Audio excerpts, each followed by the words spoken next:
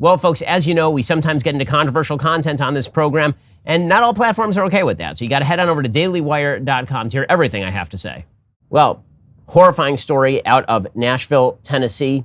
Yesterday, a shooter who identified as a trans man, a 28-year-old woman, biological woman, shot 3 students and 3 adults at Covenant School in the Green Hills neighborhood of Nashville. It's a private Christian school in Nashville, Tennessee, according to the Wall Street Journal. Apparently, this person was a former student at the school. On this show, we don't actually name shooters because we believe that gives glory to shooters. It gives them the attention they so desperately seek. But the facts of the case are things that are highly relevant. So we are going to be discussing many things about the shooter that are highly relevant, especially given the politicized environment in which these shootings happen and in which the media just decide to lie about the source of the shootings. So in this particular case, the Nashville police spokesperson, Don Aaron, said police received the call of an active shooter at Covenant School, 10:13 a.m. local time. The suspect had entered the school on the first floor and then proceeded to the lobby area on the second floor, firing multiple shots. Apparently, the shooter broke into the school. The doors were not locked. Aaron said that officers responding to the scene discovered the shooting occurred on the school's second floor and quickly engaged the shooter. The suspect was dead by 10:27 a.m. Unlike in other cases, officers actually did hear the gunshots and charged the shooter. This immediately turned into a battle over narrative, which is what happens with every mass shooting in the United States. The left immediately jumps to a series of narratives rooted in sort of left-wing storytelling. And this happens with every single mass shooting. And you can tell before the shooting even happens, if the victims of a shooting are X and if the shooter is Y, here's what the narrative will be. If you have a mass shooting in the United States in which the shooter is white and the victim is black, then the narrative is going to be about both guns and racism. If you have a mass shooting in which the shooter is black and the victim is white, it's going to be about guns and systemic racism and dispossession. If the shooter is Muslim and the victim is gay, then it's going to be about Christian bigotry, which is exactly what happened in the Orlando Pulse nightclub shooting. If the shooter is Asian and the victims are white, as happened at Virginia Tech, then we're going to be talking about gun control. If the shooter is trans and the victim is gay, as we'll discuss in a moment, we're going to be talking about guns and maybe about the virulent oppression of trans people in the United States. If the shooter is trans and the victims are Christian, then it's going to be about guns and about Christian bigotry, which is the narrative that the media are taking away from this particular shooting, which is absolutely insane. Because again, the details that have emerged suggest that the shooter, a former student, identified as a trans man. Apparently, this person also left a manifesto. Here's the Nashville police chief confirming that the shooter was in fact a trans man, meaning a biological woman, and saying that there is a manifesto that sort of speaks to the politics of the shooting. Does she identify as transgender? She does identify as transgender, yes. And no motive at this point? Anything discovered in the apartment or house? No, we have a manifesto. We have some writings that we're going over that pertain to this day, the actual incident. We have a map drawn out of how this was all going to take place.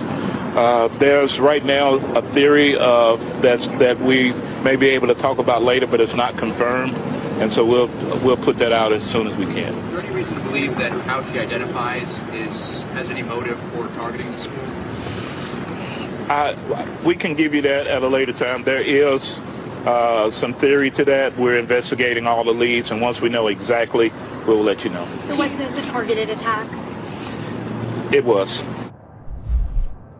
It was a targeted attack, right? Which means that by any sort of stretch of the imagination, what we are talking about here is a trans-identified person shooting up a Christian school. That would be, in any normal context, a hate crime. If a Christian went to a very left-wing school and shot up the school on the basis of trans students being there, that would be a hate crime. And the national news story would be about the evils of the right wing and the quote-unquote anti-trans ideology that they push. As we'll see, the media are going to try and push that narrative anyway, even though the story is actually the reverse. This time, a trans-identified person shooting up a Christian school and murdering a bunch of very small school children. And one of the fascinating elements that emerged right after the shooting is the amount of quote-unquote misgendering that happened in the media. So one of the things that we have been told by our mainstream media, our legacy media, is that you must never misgender, ever under any circumstances. Misgendering is super bad. Misgendering is a practice whereby you speak the biological sex of a person as opposed to the sex to which they claim membership. So a trans man, if I say that a woman just shot up the school, which is exactly what happened, then you're not allowed to say that. This is apparently misgendering. It's discriminatory in some way. And fascinatingly, the media engaged almost immediately in a bunch of quote-unquote misgendering in this particular arena. So you saw, for example, the Daily Beast put out a headline specifically misgendering the shooter, saying that it was a woman. You saw the Rolling Stones, like a bunch of other publications. CNN suggested that a woman had done it. Daily Beast headline suggested that. The CNN said the shooter, a 28-year-old woman who was once a student at the school, also killed 3 adults before responding officers killed her. Now, again, in any other context, we're supposed to pretend that men who say they are women are actually women, but the media were having a real tough time with this one. And the reason they're having a tough time with this one is because they don't want to acknowledge the narrative. If they actually they're stuck between a rock and a hard place. If they properly, biologically gender the person, the story is more accurate, but they have transgressed their own woke commandments. If, on the other hand, they do not do that, if in fact they go with the transgender pronouns preferred by the shooter, then they are giving credence to the fact that a person who identified as trans and whose motivation likely had to do with that just shot up a bunch of school children. And that cuts directly against the idea that victims can never be victimizers. And again, this is part and parcel of a broader left-wing rubric, which is that if you're a member of a victim class, we can never call you a victimizer, even if you are shooting school children. The misgendering aspect of this is fascinating. So apparently, that strict rule of construct in terms of the left, that goes immediately out of by the wayside, so long as it does not serve the narrative. Later, of course, the New York Times would come back and then try to correct the record. The New York Times actually put out a tweet saying there was confusion later on Monday about the gender identity of the assailant in the Nashville shooting. Officials had used she and her to refer to the suspect, who, according to the social media post and a LinkedIn profile, appeared to identify as a man in recent months. So, well, at least we cleared that up. At least we made sure that the trans shooter is granted the honor of identifying as a particular type of human being. The media have to construct some sort of narrative here.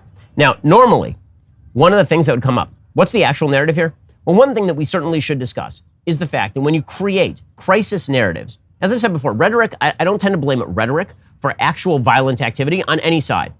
When Donald Trump says stuff that's really heated up, and then a deranged fan of Donald Trump goes and does something, I don't blame Donald Trump for that. When Barack Obama says something that really heats up the temperature, and then a Barack Obama follower goes and does something, I don't say Barack Obama is responsible. When a Bernie Sanders supporter shoots up a congressional baseball game, I don't say that Bernie Sanders is responsible for that. However, what everyone is responsible for are the words that come out of their mouth, and they're also responsible for the sort of doomsday scenarioing that leads vulnerable people to go and do deranged. The deranged person is still responsible for their own activities.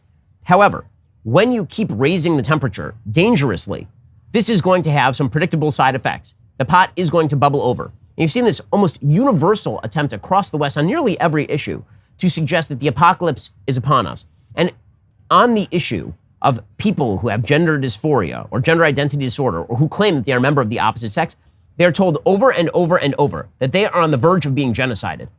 This is just a thing that is said over and over and over in the transgender community and by legacy media. That people on the right are attempting to wipe them off the face of the earth, that they're in literal genocidal danger. And this, of course, necessitates violence. It's sort of the same thing that Jonathan Haidt, the social psychologist from NYU, said about microaggression ideas. When you keep telling people that they are being aggressed upon, that everything that happens to them, everything they are insulted by is a microaggression, they tend to react with macroaggression. And so if you keep telling people over and over and over again that they're about to be destroyed, they're about to be wiped off the face of the earth, then you shouldn't be all that surprised when deranged people take that message and then go do horrific, horrific things. And one of the things that Luke Rosiak, reporter over at DailyWire, was pointing out is that this is from March 6th, 2023. There was a call for a Trans Day of Vengeance. Stop Trans Genocide. Trans Day of Vengeance, April 1st, 11 a.m. in Washington, D.C. That was a group of transgender activists. And this sort of language is, unfortunately, not particularly rare. The national group's website for Day of Vengeance has, like, the Stonewall riots, the gays and lesbians were experiencing what the trans community is facing now. The cycle of hate needs to end. In fact, it must. Allies, siblings, we need you now more than ever. I was a radical revolutionist. I still am a radical revolutionist. I'm glad I was in the Stonewall riot. I remember when someone threw a Molotov cocktail, I thought, my God, the revolution is here. The revolution is finally here. Sylvia Rivera. You know, that sort of language, if we're, remember, the entire media was willing to blame Sarah Palin for the shooting of a congresswoman by a deranged nut based on a map that targeted a congressional district. Okay, that was not even close to a call for violence. But here you have people who legitimately are calling for days of vengeance and days of rage. And you have people who are assaulting other people at rallies in New Zealand. And the idea here is that this is all good and useful. But the media are complicit in this particular narrative. which means they have to come up with an alternative narrative. And the alternative narrative is, wait for it. You got it right. Everybody who opposes the trans agenda is actually responsible for a trans person shooting up a Christian school. The media have an incentive to cover up the actual source of shootings like this one, which is why, for example, you don't remember, you literally do not recall the mass shooting that happened in Colorado in May 2019 at a school. This was a report from ABC7, quote, a teenager who told authorities he launched a fatal shooting attack on his suburban Denver school last year with a classmate because he wanted them to experience trauma like he had experienced, was sentenced on Friday to life in prison, plus 38 years with the possibility of parole after 2 decades behind bars. The shooter apologized to the parents of Kendrick Castillo, who was killed as he tackled one of the gunmen in the attack at STEM School Highlands Ranch, and to each of the other 8 students wounded in the attack, as well as those traumatized by it. What exactly happened here? Well, this was a person who says that he was mocked because he was transgender. Quote, he wanted everyone in that school to suffer and realize the world is a bad place, said an affidavit summing up his statements. But that shooting got memory hold because, of course, that doesn't fit the narrative, which is that victims, supposed victims in American society, can sometimes be horrible victimizers. Or perhaps you remember the Club Q shooting.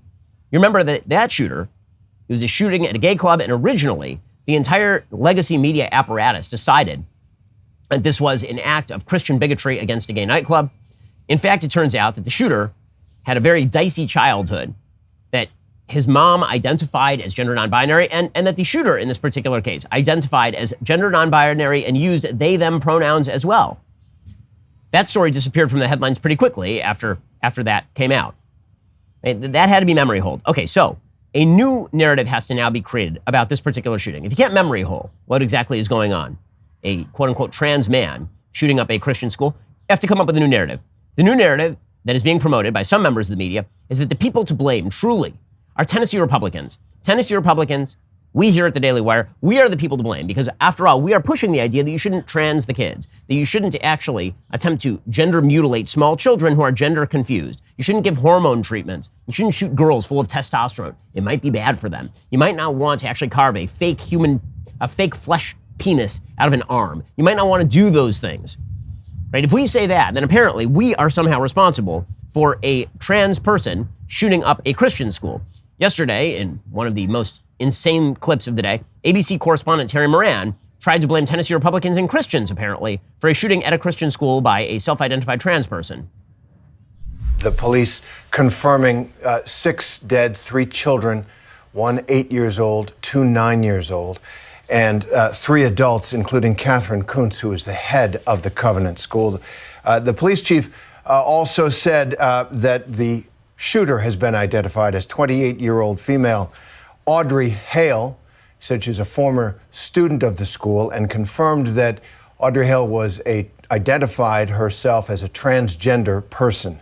The state of Tennessee earlier this month passed and the governor signed a bill that banned transgender medical care for minors, as well as a law that prohibited adult entertainment, including male and female impersonators, after a series of drag show controversies in that state.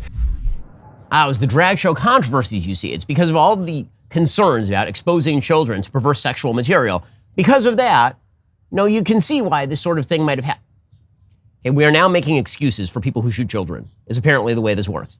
Now, it is the push to protect children on an ideological level from indoctrination into a gender cult. That is now the excuse for shooting actual children. Right? So the logic boggles the mind, but I guess when you have a narrative to push, and the narrative is that the right is always somehow responsible for a school shooting, even a school shooting in which a trans person murders a bunch of Christian kids, then you have to go with it. You have to go with it. That wasn't even the worst take of the day. The worst take of the day came courtesy of Ben Ryan, who has been going after the Daily Wire with a rhetorical hatchet for weeks now, suggesting, of course, that the Daily Wire basically runs Tennessee, which would that it were so, but that is not in fact the case. Ben Ryan tweeted out, as an NBC reporter, quote, NBC has ID'd the Nashville school shooter as the person, 28, who identifies as transgender and had no previous criminal record. Nashville is home to the Daily Wire, a hub of anti-trans activity by Matt Walsh Blog, Ben Shapiro, and Michael J. Knowles. So just to get this straight, if a person does violence against a trans person, and none of us have called for violence against the trans person, we are all responsible for that. Also, if a trans person does violence against Christians, we're responsible for that too. I feel like it almost doesn't matter what happens. You just say that we're responsible for the violence. Meanwhile, you have Newsweek pushing a similar sort of story. Newsweek had an entire tweet. It said, drag shows and gender-affirming care for minors were banned in Tennessee this month, while assault weapons remain legal. This is the other alternative take. The other alternative take is, why are you even focused on things like protecting children from LGBTQ indoctrination? Focus on the guns, man. Just focus. This is the Jon Stewart take that we saw a couple of weeks ago, where he's asking Republican legislators, why aren't you banning guns if you're trying to protect kids? And it's like, well, maybe I don't think banning guns protects the kids. And also, I don't see why men dressed as women should be gyrating sexually in front of children and what that has to do with school shootings, precisely. But this is the going line as well. Alejandro Caraballo, who is a trans person, tweeted, thank God Tennessee protected the children from so-called horrors of drag and gender-affirming care so they can be shot up at school by an AR-15 instead. Well, here's the thing. They weren't shot up by just an AR-15 randomly. It is truly amazing how when the left does not wish to, for example, blame certain groups of people or certain ideologies for an idea, they just blame the instrument. So when a radical Muslim terrorist drives a car over a bunch of Israelis, then the car did it. And when a trans man shoots a bunch of Christian school children, the gun did it. The shift in narrative is absolutely clear and absolutely odious. Narrative number one that the left has tried to promote is the pathetically stupid narrative that people who don't wish to see children mutilated or indoctrinated into a gender cult are responsible for a trans person shooting up a Christian school. That's narrative number one, which, by the way, is actually a narrative that helps foment the ideological insanity that contributes to stuff like this. If you keep saying that there is an existential threat to trans people in the world when you just say that boys are boys and girls are girls, and then people take that seriously and they go out and they say, okay, well, I'm just going to attack anybody who says that because after all, I'm an existential threat, then you're actually using this shooting as a platform in order to push forward a narrative that actually makes similar events more likely statistically. That's insane.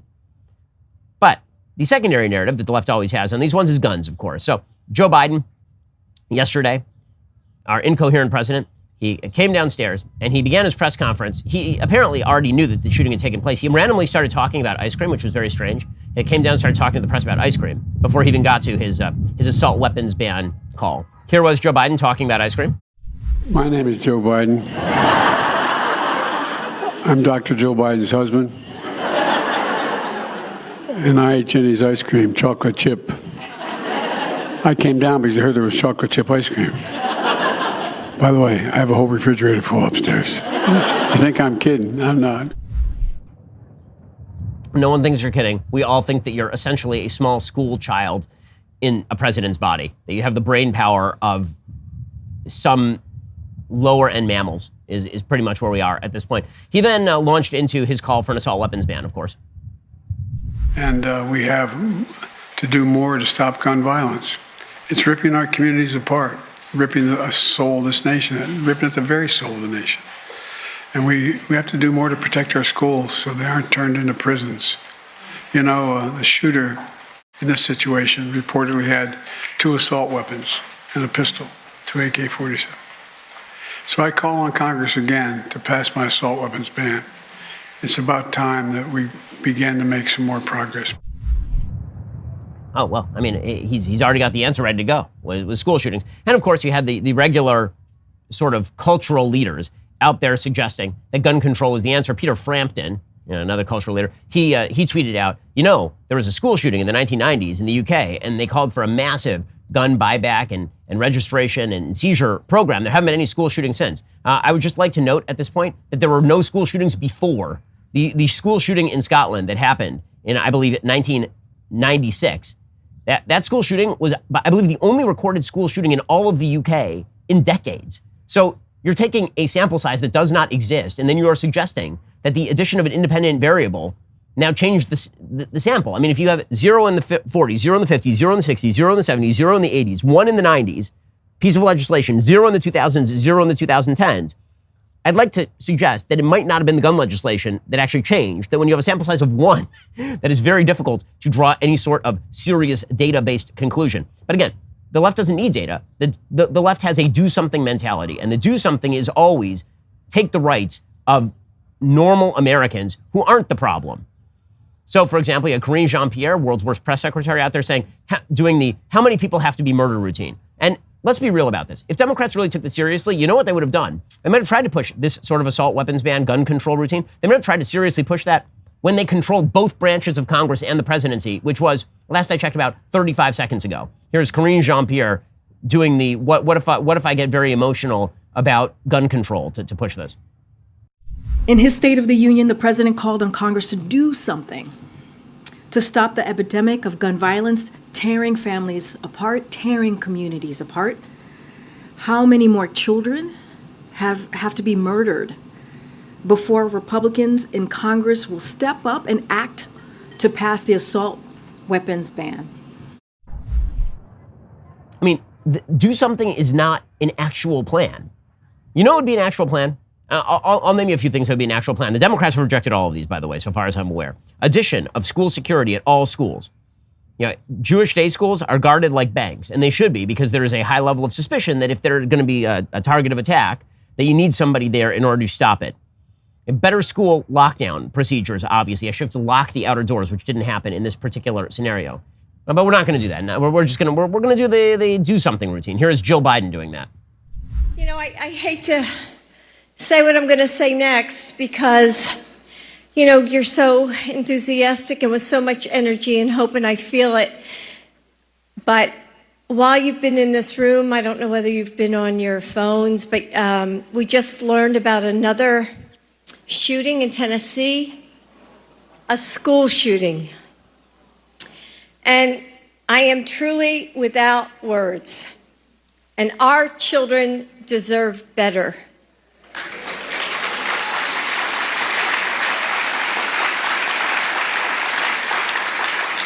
And we stand, all of us, we stand with Nashville in prayer.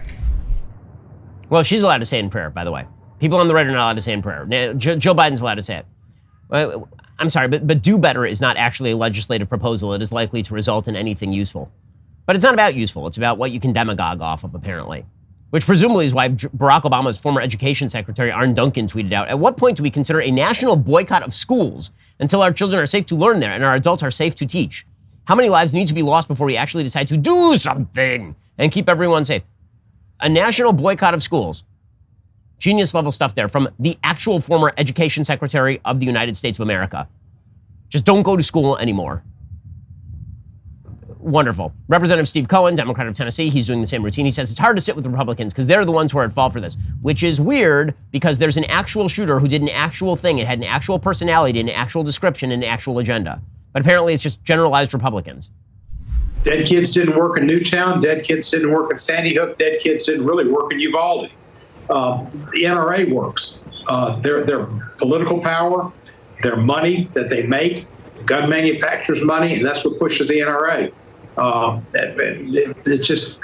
It's horrific to think that the Congress people won't adjust their thinking and do anything better than thoughts and prayers. I mean, that's what we've heard from people. Right now in Congress, it's pathetic.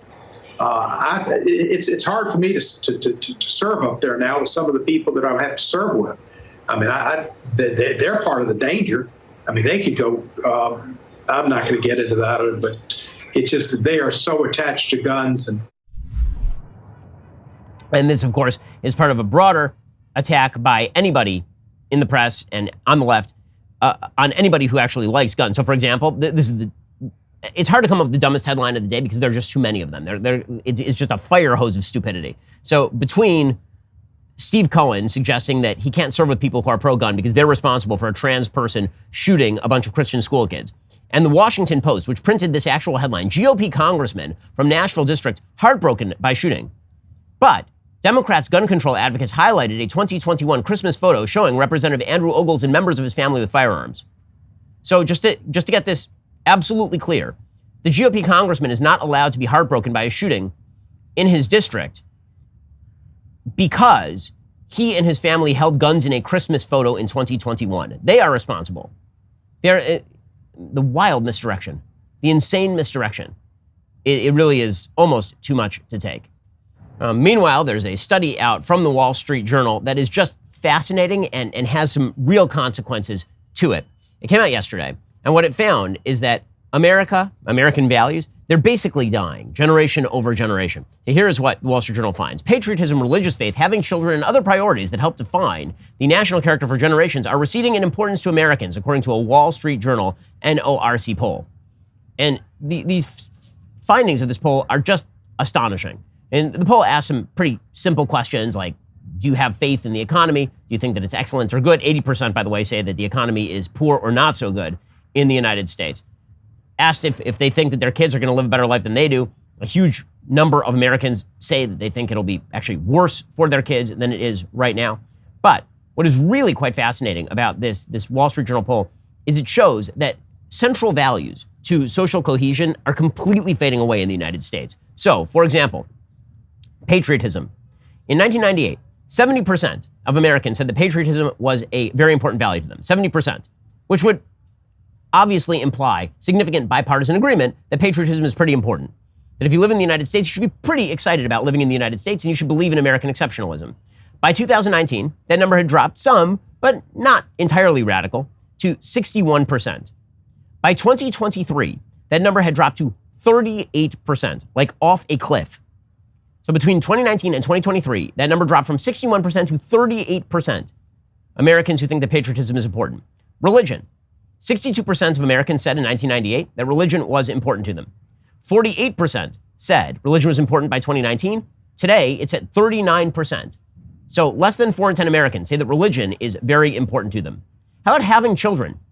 In 1998, 59% of Americans said that having children was an important value to them. By 2019, that was down to 43%, and today it is down to 30%. Less than 1 in 3 Americans say that having children is a very important value. This one is kind of fascinating. Community involvement. The idea of being involved in your community. 47% of Americans said that it was very important to be involved in your community in 1998.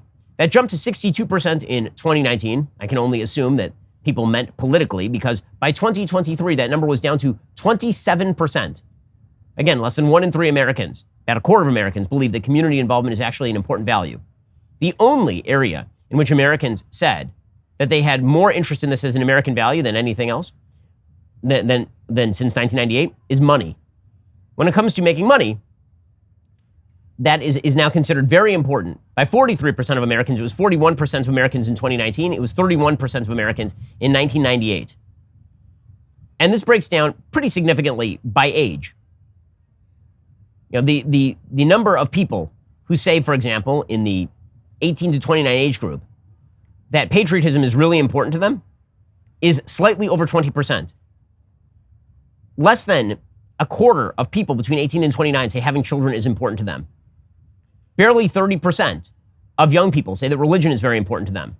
And even only 61 and 62% of 18 to 29-year-olds say that hard work is important to them right now. There's a massive partisan breakdown in all of these questions. When it comes to, for example, patriotism, 59% of Republicans say patriotism is important compared to 23% of Democrats. When it comes to religion, 53% of Republicans say religion is important compared to 27% of Democrats. Having children, 38% of Republicans say it's important compared to 26% of Democrats.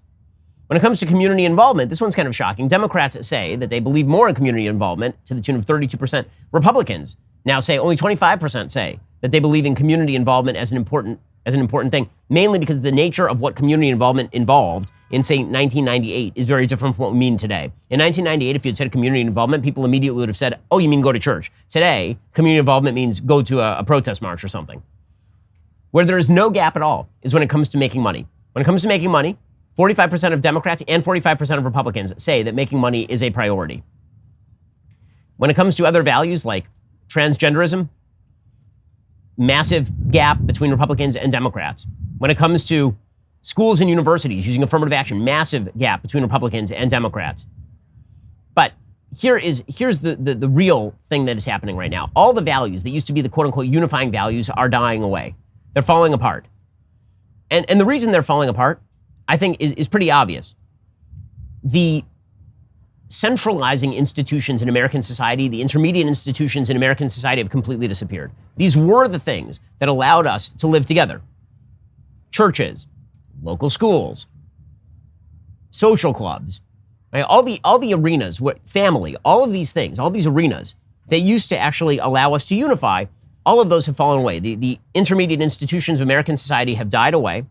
This is something that Robert Nisbet predicted in The Quest for Community back in the 1940s. He suggested that over time, as the political state became more and more important, all those intermediate institutions would be removed. And all that would be left, essentially, was a tutelary state at the very top of American society and a bunch of atomized individuals. Those atomized individuals still have individual economic interests. They're all still interested in making money on the sort of personal individual level, but they don't have any of the militating institutions in life that actually give people meaning and purpose. It's no coincidence that at the exact same time, more and more Americans are saying that they are disconnected from American values.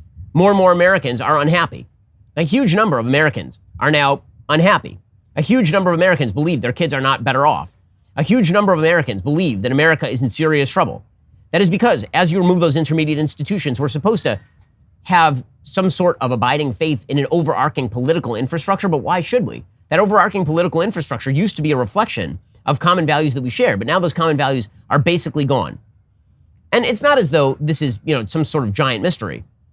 Going all the way back to Alexis de Tocqueville, suggested quite correctly back in like 1836 exactly what would happen in Western societies, the rise of soft despotism. Here's a quote from Alexis de Tocqueville. And if this doesn't sound like modern American society to you, I'm not sure what to tell you. Here's what de Tocqueville says, quote, "I seek to trace the novel features under which despotism may appear in the world. The first thing that strikes the observation is an innumerable multitude of men, all equal and alike, incessantly endeavoring to procure the petty and paltry pleasures with which they glut their lives. Each of them living apart is as a stranger to the fate of all the rest. His children and his private friends constitute to him the whole of mankind. As for the rest of his fellow citizens, he's close to them, but he doesn't see them. He touches them, but he doesn't feel them. He exists only in himself and for himself alone. If his kindred still remain him, he may be said at any rate to have lost his country. Above this race of man stands an immense and tutelary power, which takes upon itself alone to secure their gratification and to watch over their fate. That power is absolute, minute, regular, provident, and mild. It would be like the authority of a parent if, like that parent, its object was to prepare men for manhood. But it seeks, on the contrary, to keep them in perpetual childhood. It is well content that people should rejoice, provided they think of nothing but rejoicing. For their happiness, such a government willingly labors, but it chooses to be the sole agent and the only arbiter of that happiness. It provides for their security, foresees and supplies their necessities, facilitates their pleasures, manages their principal concerns, directs their industry, regulates the descent of property, and subdivides their inheritances. What remains but to spare them all the care of thinking and all the trouble of living? Thus, it every day renders the exercise of the free agency of man less useful and less frequent. It circumscribes the will within a narrower range and gradually robs a man of all the uses of himself. The principle of equality has prepared men for these things. It has predisposed men to endure them and often to look on them as benefits. After having thus successively taken each member of the community in its powerful grasp and fashioned him at will, the supreme power then extends its arm over the whole community. It covers the surface of society with a network of small, complicated rules, minute and uniform, through which the most original minds and the most energetic characters cannot penetrate to rise above the crowd. The will of man is not shattered, but softened, bent, and guided. Men are seldom forced by it to act, but they are constantly restrained from acting. Such a power does not destroy, but it prevents existence. It does not tyrannize, but it compresses, enervates, extinguishes, and stupefies a people till each nation is reduced to nothing better than a flock of timid and industrious animals of which the government is the shepherd. I've always thought that the servitude of the regular, quiet, and gentle kind which I have just described might be combined more easily than is commonly believed with some of the outward forms of freedom, and that it might even establish itself under the wing of the sovereignty of the people. That. Alexis de Tocqueville, writing in 1836. Again, remove all of the actual institutions and roles and rules that shape us, and what you end up with is people who are completely disconnected and pursuing their own version of what they think of as happiness, but restricted in that happiness from engaging with the things that actually make life meaningful. And then we're shocked when there is additional mental illness, and we are shocked when there is additional depression. We are shocked when there is additional suicide. We're shocked when people are anxious and scared for the future of the country and feel nothing in common with their neighbors. When you abandon all of those institutions, that's how you get, this is how that national shooting, in some ways, on a symbolic level, it says a lot on a symbolic level. The attack of the radical individual on the small community church school, right? The idea of the person who is freed from all rules and roles, and who must attack a source of rules and roles, and attack children in that way. If we are going to, the left likes to use particular shootings, to use particular violent incidents as sort of metaphors for broader American society. If we're talking about the metaphor of broader American society, that would be a pretty solid one.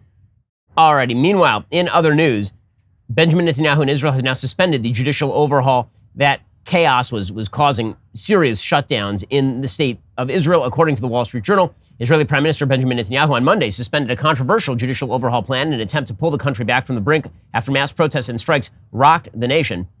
Netanyahu yesterday, he both explained what he was doing in terms of judicial reform, and then he also explained why he was temporarily delaying the judicial overhaul. Here he was with Piers Morgan explaining why exactly he was seeking judicial overhaul in the first place. Right now, you have a situation where 15 unelected members of the Supreme Court effectively govern Israel. They can decide things that affect our military, our economy, our foreign relations, our battle with terrorism. Is that right? Is that democratic? No, it's not democratic. You want to correct it. You don't say that those other democracies are somehow tainted, are somehow not democratic because they have a better balance of power. And so that obviously is pretty uncontroversial. And here's the thing, even in Israel, that's relatively uncontroversial. But the right and the left, many in the center, agree there has to be some reform of the judicial system. The real battle in Israel, as I was explaining yesterday, the real battle is not really over judicial reform. The real battle is over the future of the country. So basically what happened in the last election cycle is that the right won a fairly solid victory in the polling. They ended up with a 64-seat majority in the Knesset. That allowed them to govern. The left does not like that the right won, and so the left decided to deploy to the streets in order to essentially shut down all of the major mechanisms of the Israeli economy. They blocked highways, they shut down the airports yesterday. They used extra legal means in order to try and threaten the government into not pursuing this judicial reform. So to suggest that that's a democratic movement is sort of bizarre. You have an elected coalition that is attempting to pursue a more democratic policy, which is taking power away from an unelected branch that is using that power in bad ways. And then you have people mobbing in the streets, supposedly in defense of democracy, but trying to overthrow the will of a democratically elected majority. Okay, now, that's not the whole story, because the truth is that there are serious sort of underlying political issues here. The left looks at the right, and what they see is a coalition of some people who actually want some procedural changes for good reasons, and then they also see some people who they believe are simply trying to grab the levers of power and to prevent any checks and balances from obtaining in the state of Israel at all. But Netanyahu did the right thing yesterday. He said we have to slow this down. We have to be more incremental in how we approach this, which is, in fact, the right solution. The right moved forward too fast. They drove enormous opposition. And what they found out is that the extra governmental levers of power in Israel are quite dynamic. They're able to literally shut down pretty much the entire country because, again, a lot of the economic and even military power in Israel is not necessarily on the side of the government. And so that split was sort of exposed, which means more incrementalism and more compromise. That's exactly what Netanyahu pledged yesterday. מתוך הרצון למנוע את הקרע בעם, החלטתי להשהות. He's trying to avoid a rift within the people. I decided to suspend the second and third reading from the law in this Knesset tenure in order to give time to get a broader consensus. So they'll go back to the drawing board, which is probably what they should do. It is worth noting that yesterday there was a massive counter-protest in Israel, probably 100,000 people minimum, in the middle of Israel, who were on the side of Netanyahu. So the media only covered one side and suggested this was sort of a rising up against a totalitarian dictatorship. That was a lie on every level. And again, the suggestion that it is a one-sided issue, it is not. There will be discussions. Presumably some sort of judicial reform will eventually get done. But compromise and conciliation are going to be the path forward right there. I will say at this point that I think that this is a good indicator that there are just tons of people out there who are constantly seeking an end-of-the-world apocalyptic scenario to talk about. Right? On all sides, like, this is the last election. If we don't get X done, the country will be over. Civil war. People are saying that in Israel. You'll say that with every election in the United States. That is not only bad politics, it is bad policy.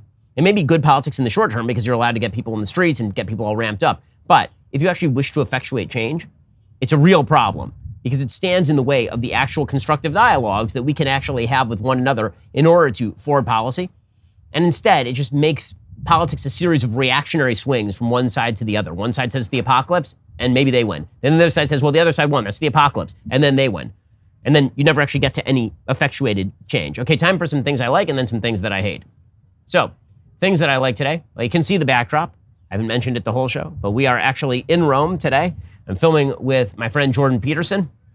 We have a new series that's going to be coming out very soon in which we visit some of the world's great places and talk about the history and philosophy of Western civilization. It really is fantastic. Behind us, for those who don't know what they're looking at, is St. Peter's.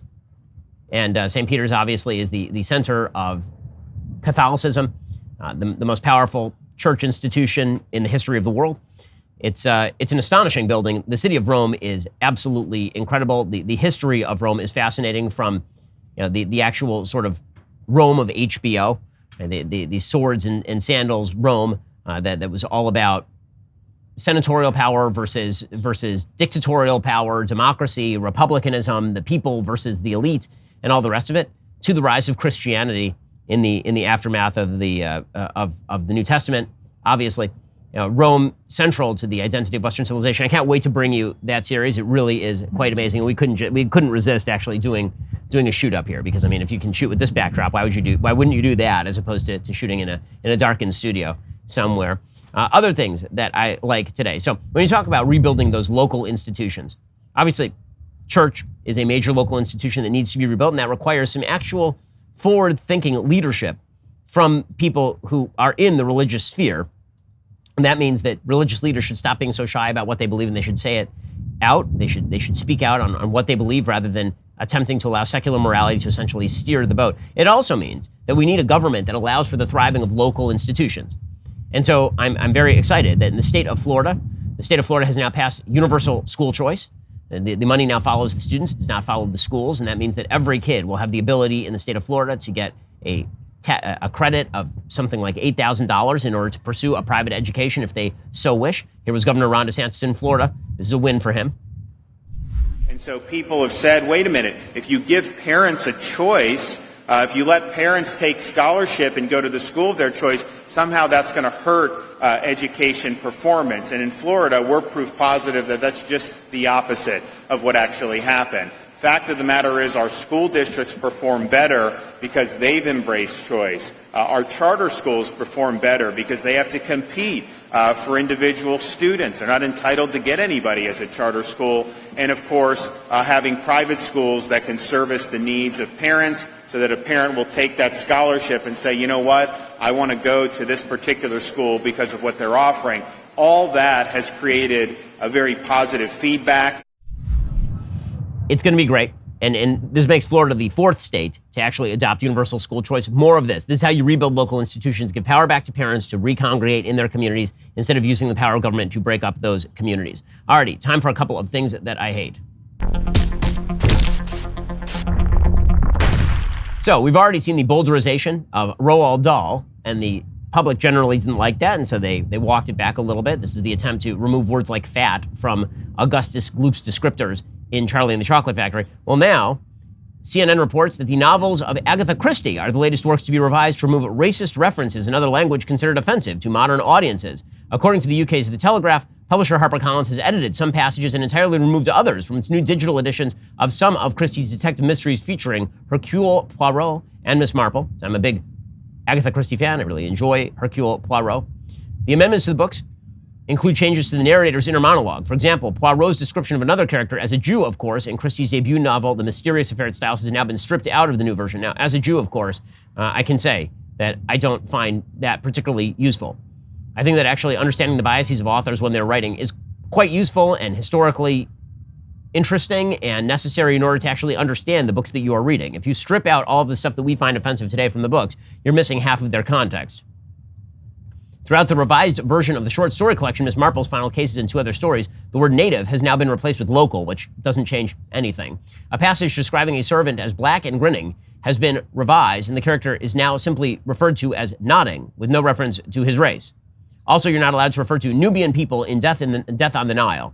Okay, none of this is going to make the books better in any way, and it's not going to prevent people from taking offense at Agatha Christie's original verbiage. But it is a great way to demonstrate your fealty to the woke idiots who have decided that it's necessary to rewrite all of history in order to appease their modern sensibilities. Well, meanwhile, speaking of woke idiots who are attempting to appease modern sensibilities and, attacking parents in the process, the inexpressibly foolish Alexandria Ocasio-Cortez, she yesterday was suggesting bad timing here. She said that predatory cisgender and straight men are the ones after your kids. This is a hell of a take. Many of these disgusting and insinuating attacks on trans and LGBT people are actually projections of what predatory, cisgender, and often straight men do when left alone in the presence of women, or sometimes horribly children. So instead of getting you to challenge the patriarchy, they're trying to get you to challenge the very gender expressiveness that challenges patriarchy. Don't get it twisted, because a lot of people attacking drag are projecting. Oh, it's all projecting. So now men gyrating sexualized around kids, if you object to that, it's because you wish to sexualize kids in some fetishistic way. Oh, the utter insanity and stupidity of this point of view. But again, none of it is designed for the benefit of the children. It's all designed to make a particular constituency feel better about itself. That's all this really is. Okay, final thing that I hate. So this would be, again, major national news story if the parties were reversed. According to Kentucky Senator Rand Paul, he confirmed on Monday that a member of his staff was brutally attacked on the streets of Washington, D.C. over the weekend. He said in a statement, "This weekend, a member of my staff was brutally attacked in broad daylight in Washington, D.C. I ask you to join Kelly and me in praying for a speedy and complete recovery and thanking first responders, hospital staff, and police for their diligent actions." Apparently, the person sustained life-threatening injuries. A suspect was arrested with an assault with intent to kill using a knife. Apparently, it was repeat stabbing.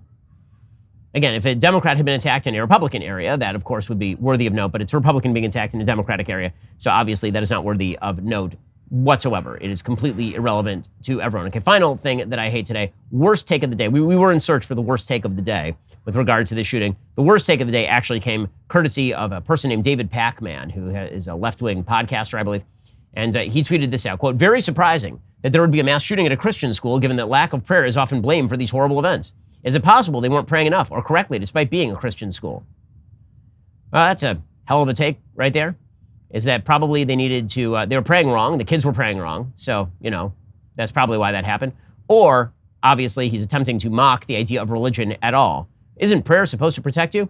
Behind me, as I mentioned before, is St. Peter's. What if I told David Pacman there's an entire religion predicated on the idea that the Son of God was killed by humans? What if I told you there's an entire religion predicated on the idea that there are people that they call martyrs, and there are a bunch of statues of them right over there, you can see them, and they prayed super hard and also died as martyrs? What if I told David Pacman that? One of my favorite things is when atheists pretend that their questions about theodicy are like the first questions that have been asked about this matter. Oh my God, you're saying that bad things happen to religious people? Well, doesn't that debunk your entire religion? No, actually, let me just explain. It does not debunk any of my religion or any of any religion, because that's the stupidest take of all time. That sometimes God doesn't answer prayers in the way that we wish him to answer our prayers, because God isn't us. But that does not change why people pray. It's so, ugh. Alrighty, guys, the rest of the show is continuing right now. You're not going to want to miss it. We will be jumping into the mailbag here from Rome. If you're not a member, become a member, use code Shapiro at checkout for 2 months free on all annual plans. Click the link in the description and join us.